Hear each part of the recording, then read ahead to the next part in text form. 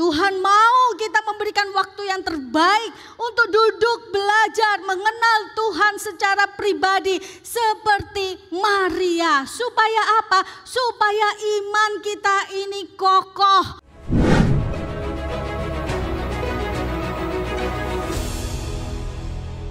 Shalom, selamat pagi Bapak Ibu Saudara.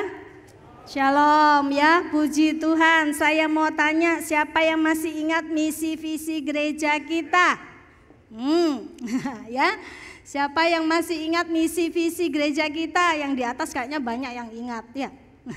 Yang di bawah juga. Ya, apa misi visi gereja kita? Visi misi, visi 3B aja ya. Diingat-ingat apa?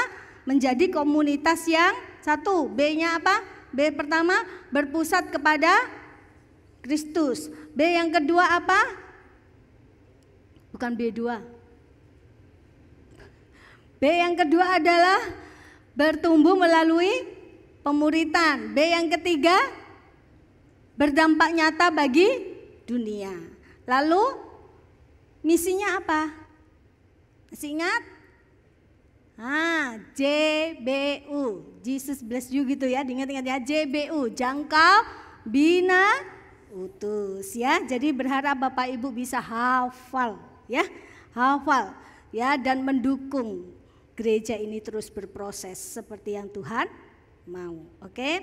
Nah, Bapak Ibu Saudara sekalian, ada seorang guru sekolah minggu.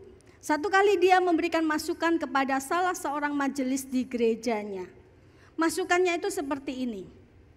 Guru sekolah minggu itu perlu belajar teologi. Ya, masukannya begitu.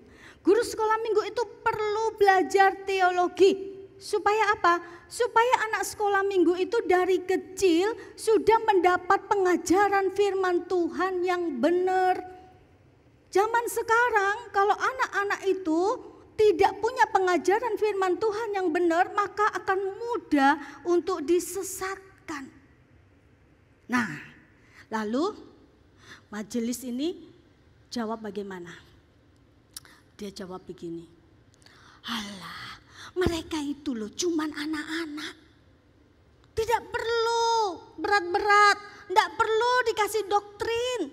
Jangan berat-berat. Dunianya anak-anak itu adalah dunia cerita. Udah, gak usah berat-berat. Nah, sekarang nih Bapak Ibu Saudara, saya anggap nih Bapak Ibu Saudara semua di hadapan saya ini adalah majelis. Wah ya, luar biasa. Majelis nih. Saya mau tanya, Bapak Ibu Saudara pilih yang mana? Seperti majelis tadi? Ya, gak usahlah berat-berat anak-anak itu. Memang dunianya adalah dunia cerita.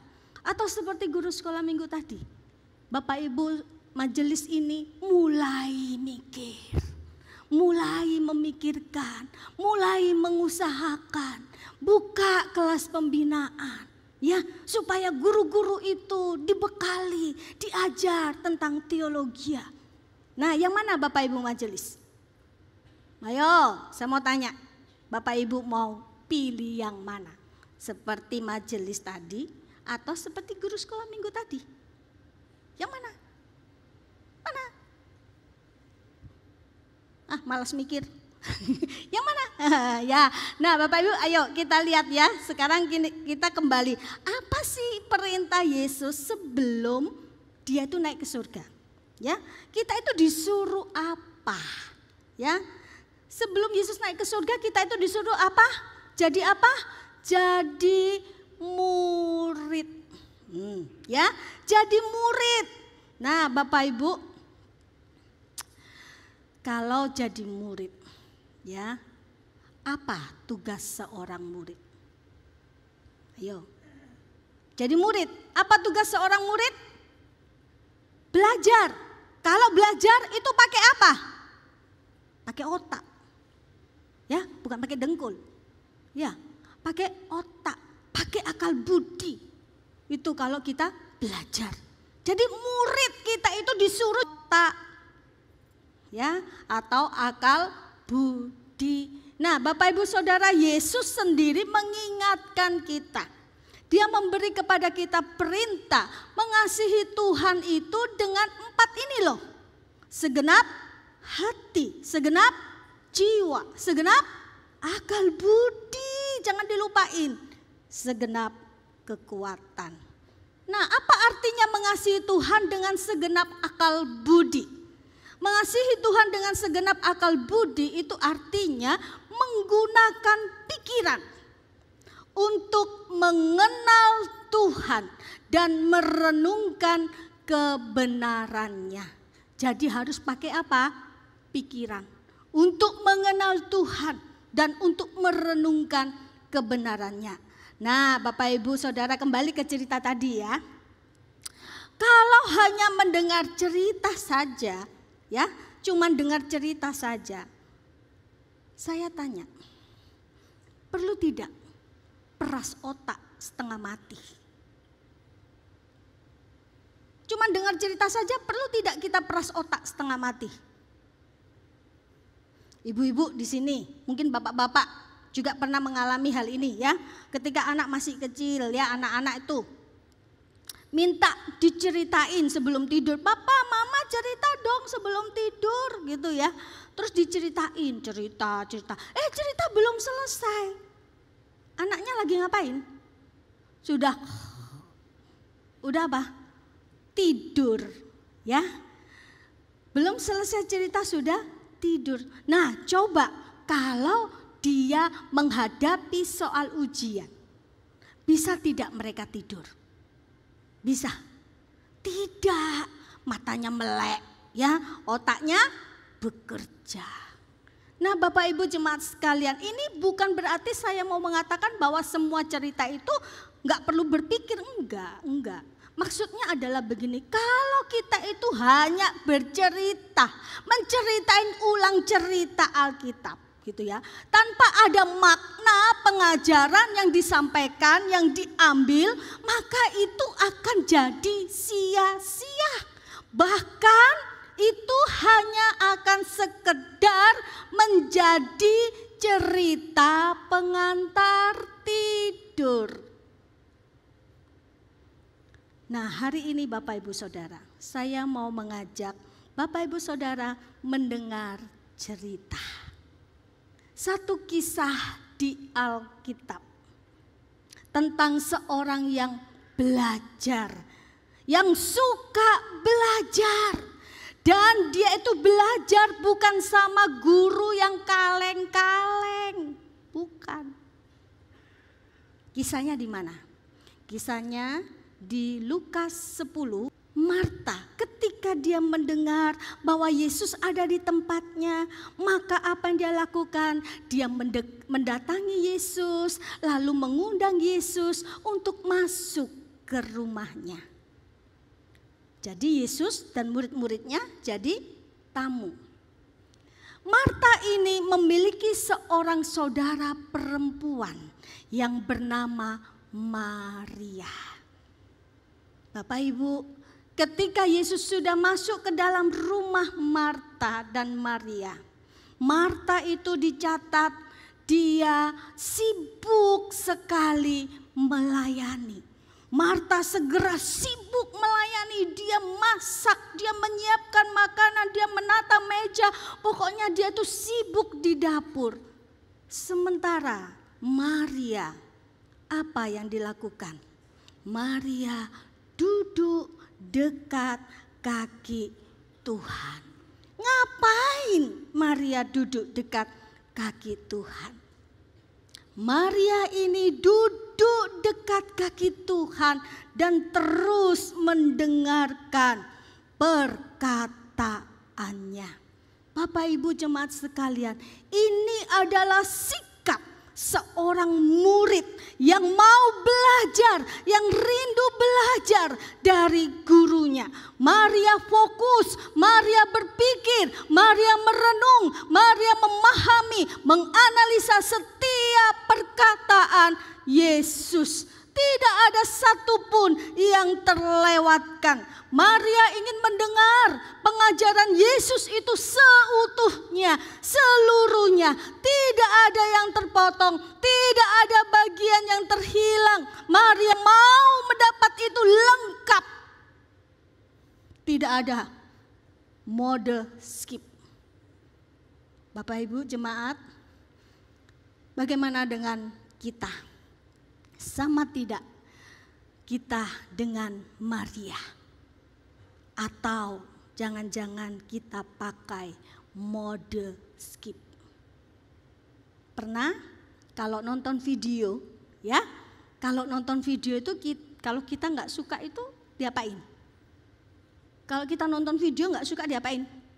Skip, skip, ya, skip, suka, skip, nah, di skip. Nah, Bapak Ibu, pernah kita seperti itu terhadap firman Tuhan? Pernah? Oh, saya suka firman Tuhan ini, baca. Oh, saya suka firman Tuhan ini, skip. Oh, saya cuma cukuplah datang hari Minggu dengan firman Tuhan. Yang lain skip. Bapak Ibu jemaat sekalian, terhadap firman Tuhan sepanjang hidup, jangan pernah pakai mode skip untuk firman Tuhan. Nah Bapak Ibu jemaat sekalian, waktu Marta melihat Maria itu duduk, Marta dengan segala kelelahannya itu, dia gusar, dia marah, dia kesel sama Maria saudaranya. Kok enak dia tuh duduk-duduk enggak bantu saya. Lalu si Marta ini datangi Yesus. Dia deketi, dia bilang begini, Tuhan, tidakkah engkau peduli bahwa saudaraku membiarkan aku melayani seorang diri? Suruh dia membantu aku, suruh dia Tuhan. Weh, Tuhan diperintah-perintah, ya.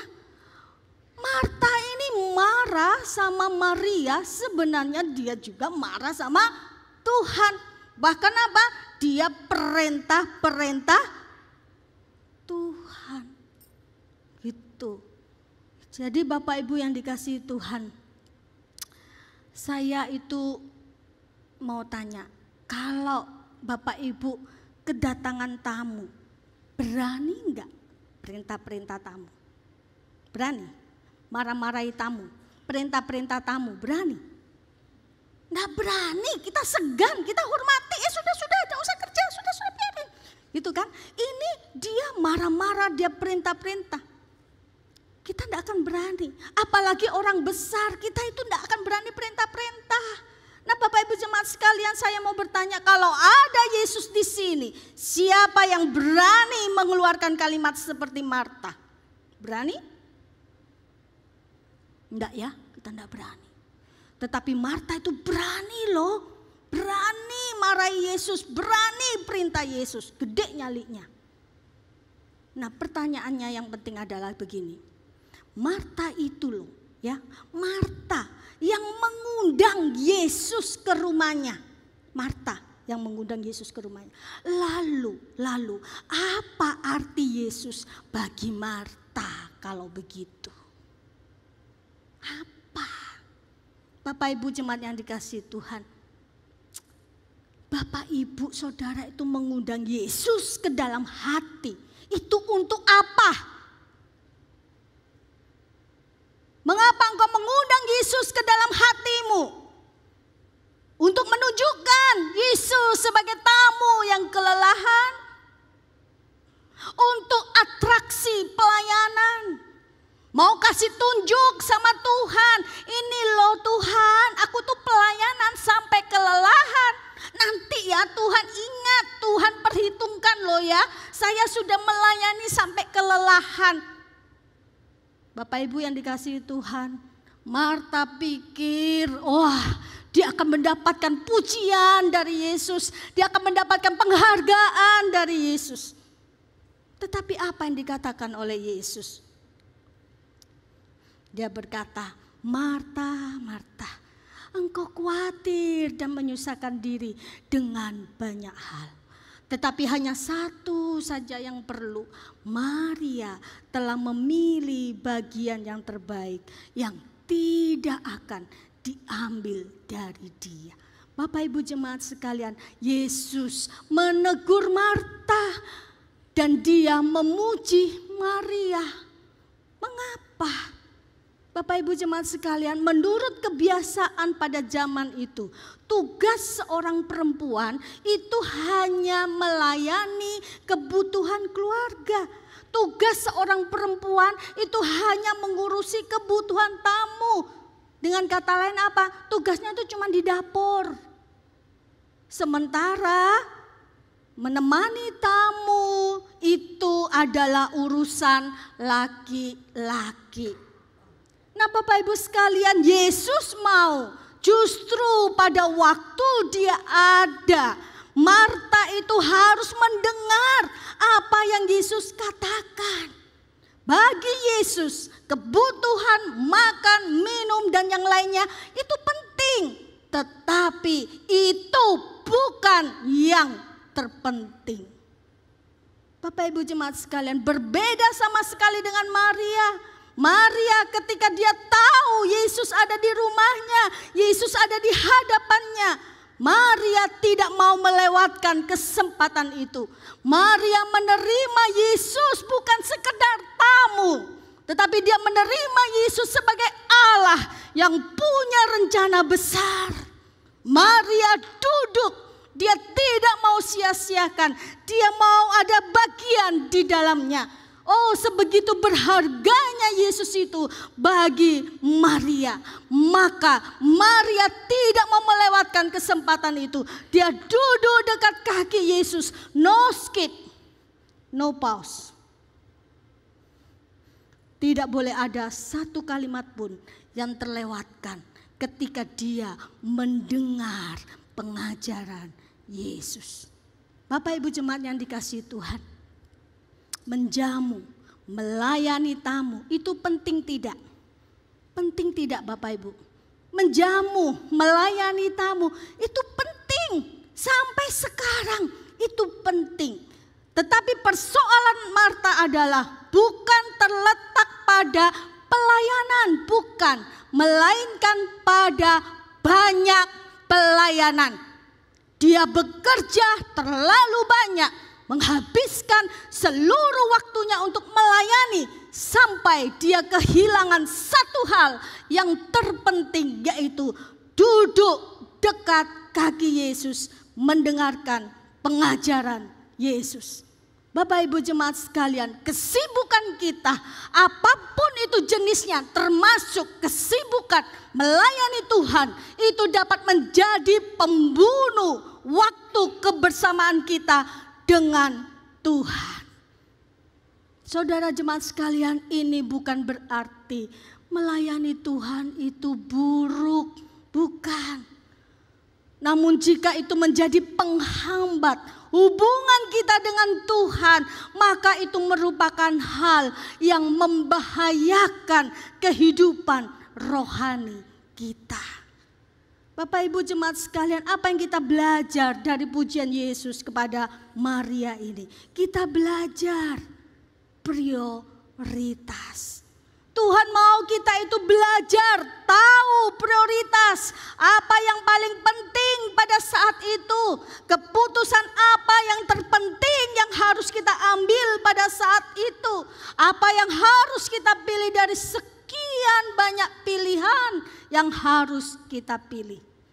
Apa yang kita programkan ke depan itu harus ada prioritas. Bapak Ibu jemaat yang dikasihi Tuhan, kalau kita itu seperti Marta, tidak dekat dengan Tuhan, maka apa yang terjadi? Kita tidak akan tahu apa maunya Tuhan. Kalau kita itu seperti Marta, tidak dekat dengan Tuhan, maka pelayanan bisa melelahkan, tidak ada hasil. Bapak Ibu jemaat sekalian, orang yang tidak mengenal Tuhan dengan benar, kalau dia sudah burn out, sudah jenuh, keluar apa? Keluar kalimat macam-macam. Tuhan mulai disalahkan. Bahkan Tuhan mulai diperintah-perintah. Lalu nanti waktu kita itu jumpa Tuhan, wah saudara, kita senang ya. Kita jumpa Tuhan kita senang. Terus Tuhan bilang gini, Lydia capek ya? Iya capek Tuhan, saya capek. Tuhan lebih tahulah kalau saya tuh capek.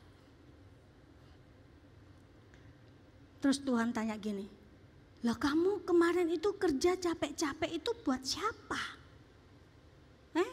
Kok kerja capek-capek itu buat siapa? Loh buat Tuhan kan? Buat Tuhan. Lalu Tuhan tanya, apa yang kamu kasih buat aku?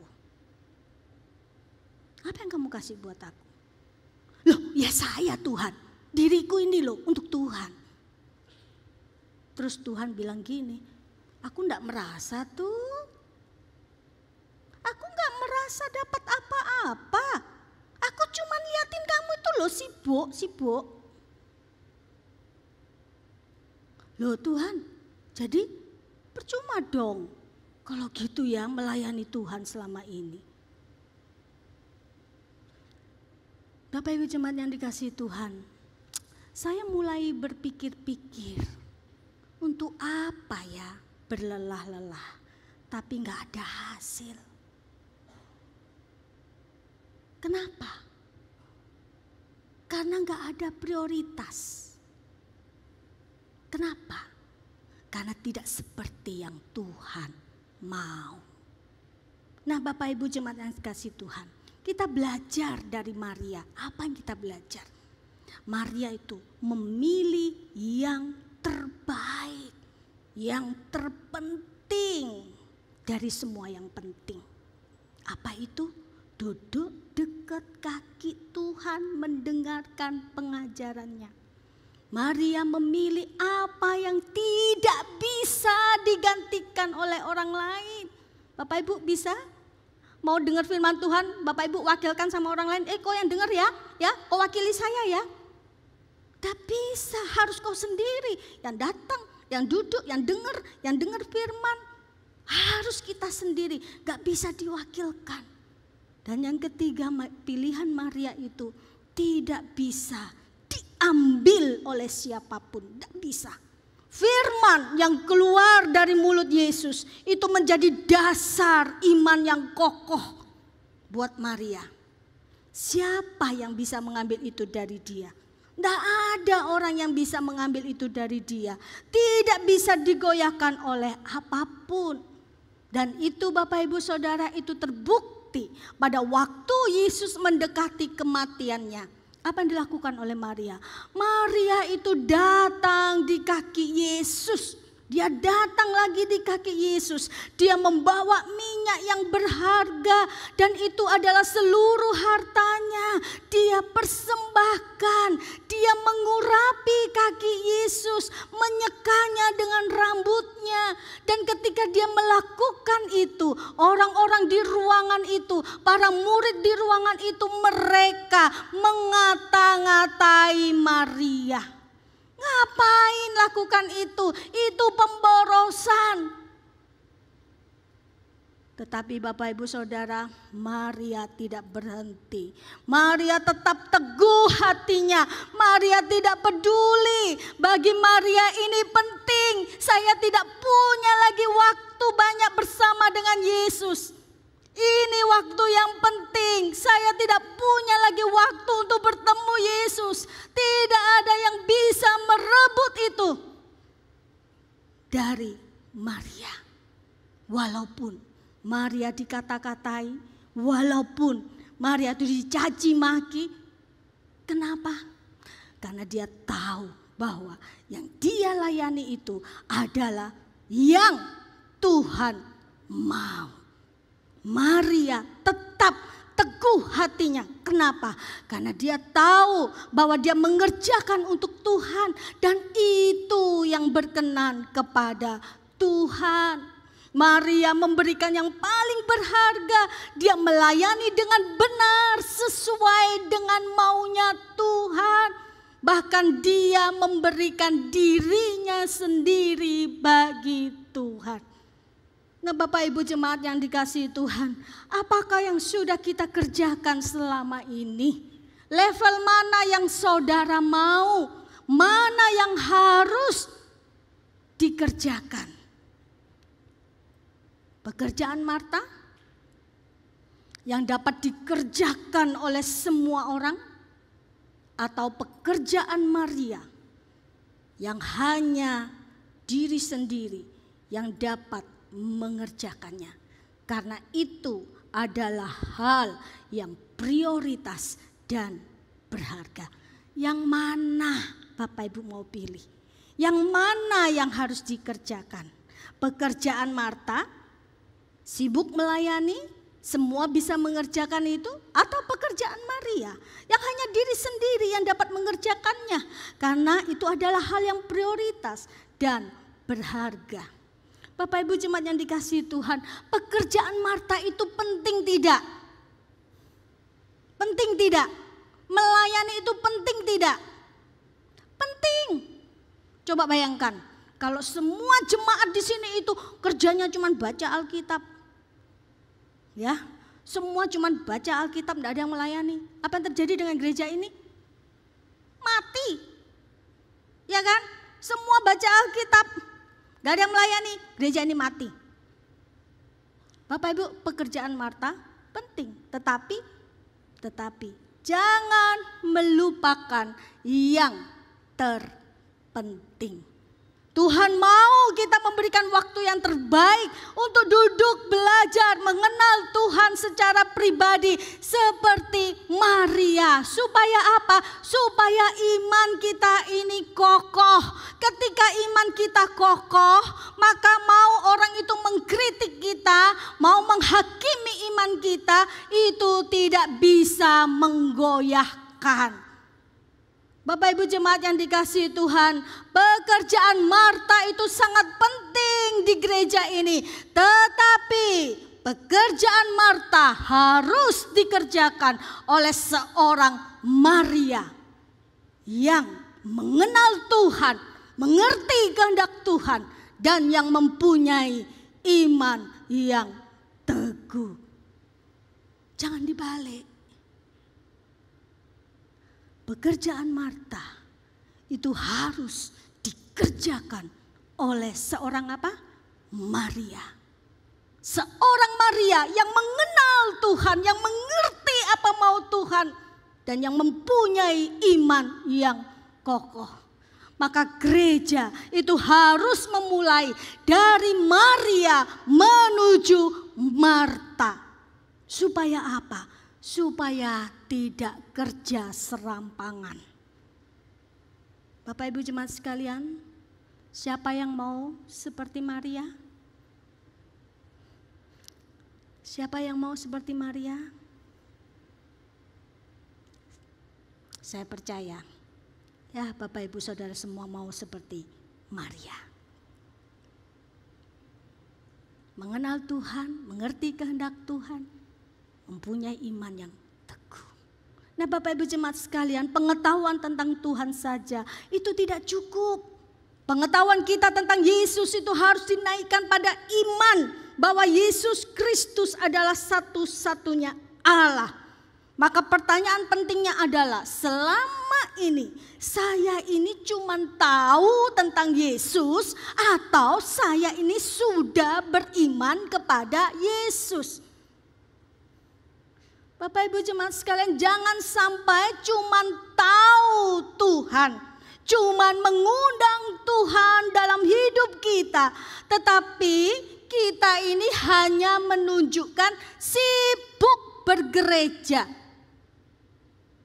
kasih persembahan, sibuk pelayanan, hanya menunjukkan diri, ini loh saya sudah kerja, saya sudah pelayanan mati-matian. Bapak Ibu jemaat sekalian, mari kita belajar dari seorang Maria yang bukan hanya tahu tentang Yesus, tetapi dia juga punya iman kepada Yesus. Sehingga ketika kita melakukan segala sesuatu, itu semua sesuai dengan apa yang Tuhan mau dan kita melakukannya itu karena kita mengasihi Yesus. Bapak Ibu jemaat sekalian, pemahaman yang benar akan Tuhan itu akan membuat kita semakin diteguhkan, semakin dikuatkan. Nah, dari mana kita bisa memahami Tuhan dengan benar? Dari mana? Ya, dari belajar Alkitab. Belajar Alkitab, belajar firman Tuhan. Bapak Ibu jemaat sekalian, melalui Kristus semua orang itu diundang untuk menjadi murid, bukan hanya pelayan. Allah ingin kita itu mengenal Dia, bukan hanya bekerja untuk Dia. Inilah hidup yang kekal itu, yaitu bahwa mereka mengenal Engkau satu-satunya Allah yang benar dan mengenal Yesus Kristus yang telah Engkau utus. Bapak Ibu Saudara, inilah inti Injil itu. Mengenal Engkau satu-satunya Allah yang benar dan mengenal Yesus Kristus yang telah Engkau utus. Bapak Ibu jemaat sekalian, cukupkah Bapak Ibu Saudara itu belajar Alkitab hanya lewat mimbar minggu? Cukup? Cukup nih, cukup? Gak cukup. Belajar Alkitab hanya lewat mimbar komisi. Ya, cukup? Gak cukup.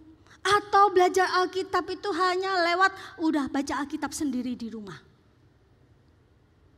Bapak Ibu jemaat sekalian, sepengetahuan saya selama hidup saya itu tidak cukup. Nah Bapak Ibu jemaat, sehubungan dengan itu maka gereja memikirkan kebutuhan terpenting untuk pertumbuhan iman jemaat. Dengan cara apa? Membuka kelas pembinaan yang akan dimulai pada bulan Juli sampai Oktober, khusus pada Bapak Ibu Saudara yang sudah dibaptis. Nah, kita itu mau belajar, mau bertumbuh bersama, mau mempererat persekutuan kita. Bapak Ibu jemaat sekalian, di kelas ini kita semua belajar. Tidak ada yang paling pintar. Di kelas ini kita itu mau memikirkan tentang Tuhan, tentang pribadinya, tentang kebenarannya, supaya kita tahu bahwa Tuhan yang kita pikirkan itu bukan Tuhan yang kaleng-kaleng, tetapi Tuhan yang bermutu.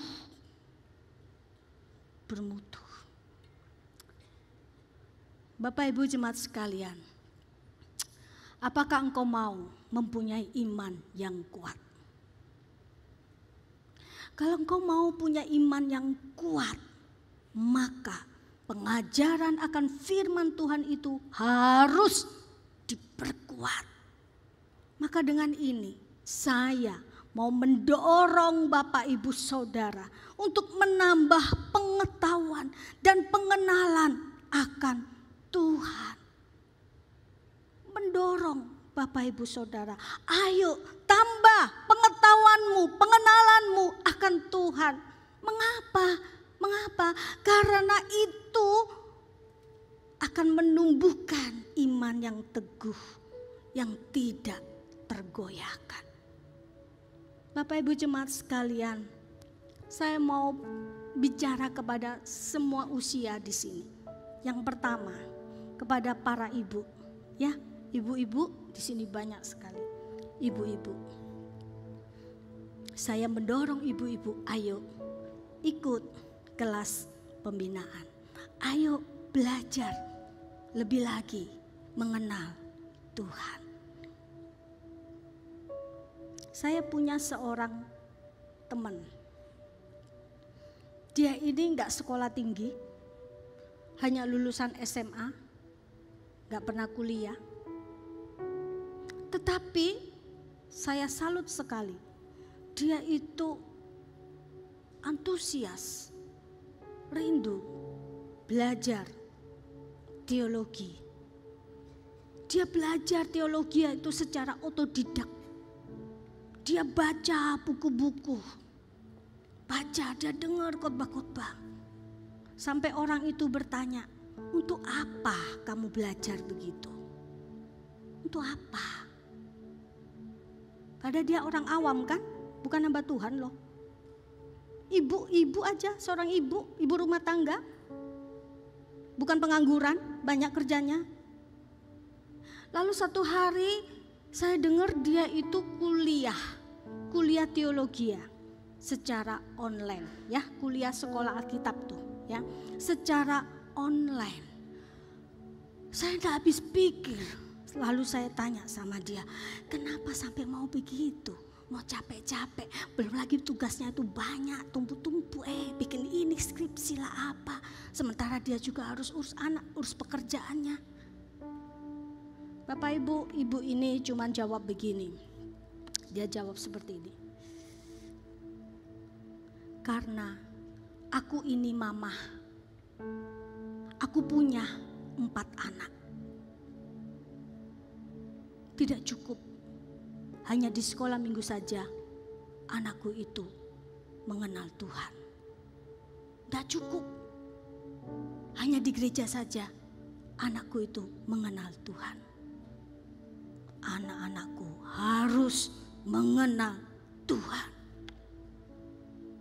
Bapak ibu saudara, ibu ini belajar, terus belajar, semakin mengenal Tuhan. Kenapa? Dia mau anak-anaknya itu bisa mengenal Tuhan. Dia bisa menjelaskan itu kepada anak-anaknya. Dia mau supaya anak-anaknya itu jangan sampai disesatkan.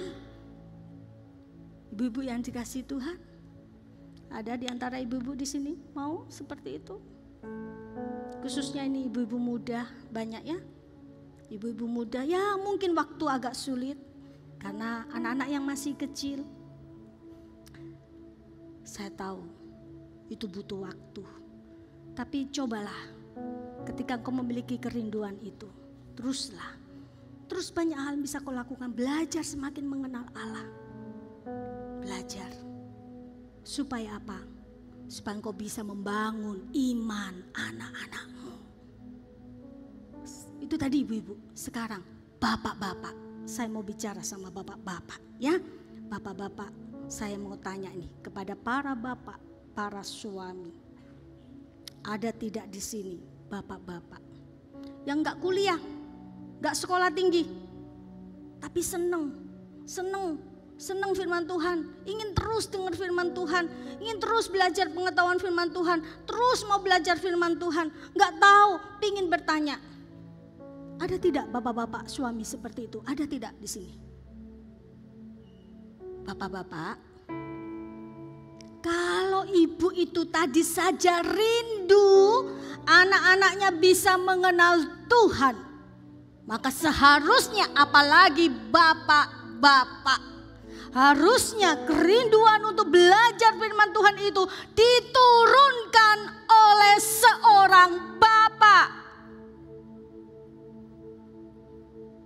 Bapak-bapak sekalian, iman itu seharusnya diturunkan oleh seorang imam. Menurut bapak-bapak, siapa yang seharusnya menjadi imam dalam rumah tangga? Siapa? Bapak-bapak sekalian,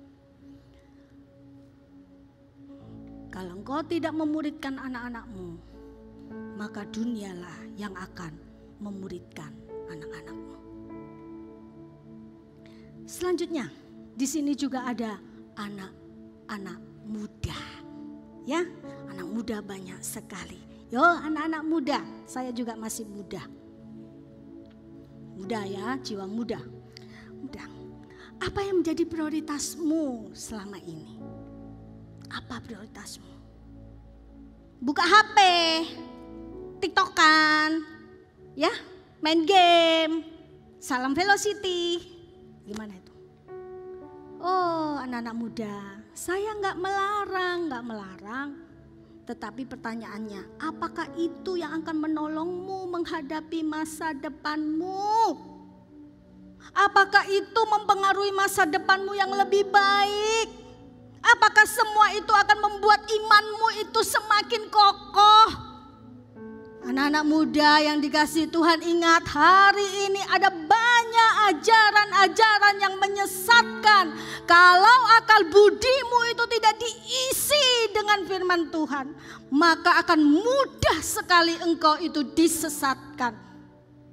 Kalau engkau itu sangat minim terhadap pemahaman Alkitab, maka ketika orang bilang, oh semua agama itu sama kok, mengajarkan kebaikan. Maka kalau kau tidak punya pengetahuan tentang Tuhan yang benar, maka engkau juga akan menganggap, oh iya semua agama itu sama, mengajarkan kebaikan. Padahal mengajarkan kebaikan belum tentu kebenaran. Bapak Ibu atau anak-anak muda khususnya, saya sangat menekankan engkau anak-anak muda untuk belajar firman Tuhan. Anak muda, ingat, engkau adalah sasaran yang paling empuk buat iblis. Ibaratnya itu seperti domba muda. Daging yang paling empuk itu yang paling enak, paling gampang ditangkap, paling gampang disesatkan. Anak-anak muda sekalian, iblis cari kamu, anak muda yang gak banyak lagi pengetahuannya tentang Allah. Anak-anak muda sekalian, saya percaya kalian suka baca Alkitab, ya. Dan saya percaya kalian punya banyak pertanyaan di sini tentang Allah. Loh, Yesus dibilang 100% manusia, 100% Allah. Itu bagaimanakah? Kalau Tuhan itu baik, kenapa harus ada penderitaan? Kenapa? Bapak Ibu, anak-anak muda, saya yakin kau punya banyak pertanyaan di otakmu tuh. Maka inilah waktunya kamu ikut. Kamu harus punya doktrin yang kuat. Ingat anak-anak muda, kalianlah yang akan bertanggung jawab mewarisi gereja ini. Kami yang sudah senior, yang sudah usia ini akan selesai. Dan kursi kepemimpinan itu akan pindah ke kalian. Anak-anak muda, kamu tahu kenapa kerajaan Daud itu hancur? Tahu kenapa kerajaan Daud hancur? Karena anak-anaknya tidak mengenal Tuhan dengan baik. Daud begitu mencintai Tuhan, tetapi anak-anaknya tidak mengenal Tuhan dengan baik. Anak-anak muda sekalian, saya ingatkan, kamu adalah calon-calon pemimpin gereja. Kalau kamu tidak punya pengajaran firman yang benar, kau tidak punya doktrin yang benar, maka apa yang terjadi dengan gereja ini? Kalau kalian itu hanya sebatas tahu Tuhan, sudah bergereja, KTP Kristen, maka anak-anak muda sekalian, gereja ini tidak akan jauh beda dengan gereja-gereja di barat yang akan dijual dan kemudian akan berpindah fungsi. Maka itu anak-anak muda, saya sangat mendorong kalian untuk belajar.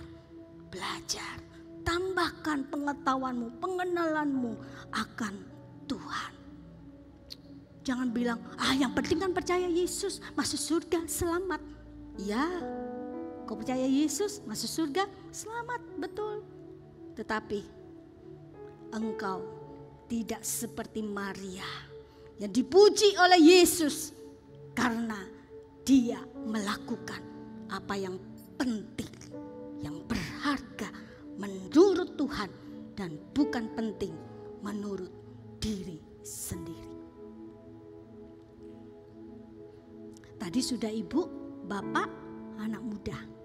Sekarang yang terakhir. Di sini siapa yang usia 50 tahun ke atas? Ya, 50 tahun ke atas. Oh, semua 17 tahun, tidak ada yang ngaku. Ya, 50 tahun ke atas ya. Sekarang pertanyaannya adalah ya. Yang 50 tahun ke atas, siap-siap. Saya kasih pertanyaan. Yang 50 tahun ke atas masih harus belajar tentang Tuhan? Hah? Masih? Harus.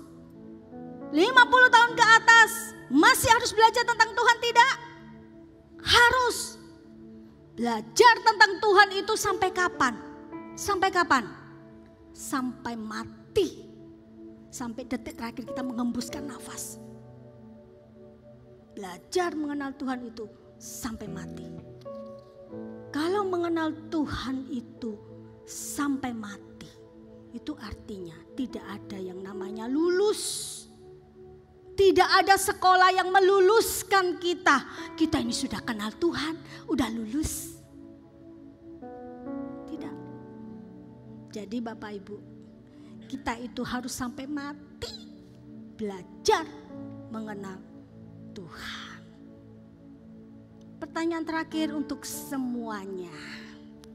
Siapa di sini yang sudah punya iman? Siapa sudah punya iman? Siapa sudah punya iman? Loh, pada nggak punya iman semua ini kayaknya. Siapa punya iman? Aduh, ragu-ragu ya. Siapa punya iman sama Yesus? Ya, wah, oke. Ya, ada yang angkat tangan, saya tahu malu-malu ya. Oke, nah Bapak Ibu saya mau tanya, iman itu asalnya dari mana? Dari mana? Dari pendengaran. Pendengaran akan apa? Firman Kristus. Ya, iman timbul dari pendengaran dan pendengaran oleh firman Kristus. Dengan kata lain, firman Tuhan itu sama dengan bahan bakar iman. Karena itu Bapak Ibu Saudara, kita perlu mengisi hati, pikiran kita itu dengan firman Tuhan setiap hari sebagai bahan bakar iman kita. Amin. Amin. Nah, untuk mengakhiri ini saya mau kasih Bapak Ibu ayat hafalan dalam bentuk lagu ya. Silakan singers bisa nyanyikan dulu, nanti kita akan nyanyikan bersama-sama. Dan ini Bapak Ibu pulang, Bapak Ibu ingat, iman timbul dari pendengaran, pendengaran akan firman Tuhan. Iman timbul dari pendengaran, pendengaran akan firman Tuhan. Iman dasar dari yang kuharapkan, bukti dari yang tak kulihat. Iman timbul dari pendengaran, pendengaran akan firman Tuhan. Iman dasar dari yang kuharapkan, bukti dari yang tak kulihat. Tanpa iman tak mungkin ku berkenan pada Allah. Dengan iman dapat ku lakukan semua yang benar dan mulia. Ya, oke, gampang ya. Mari kita nyanyikan lagu ini bersama-sama ya.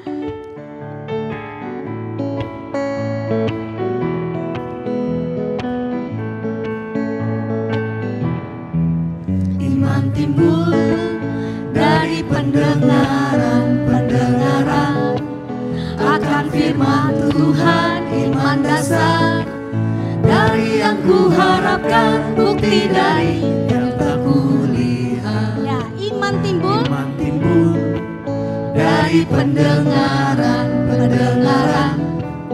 akan firman Tuhan. Iman dasar dari yang kuharapkan, bukti dari yang tak kulihat.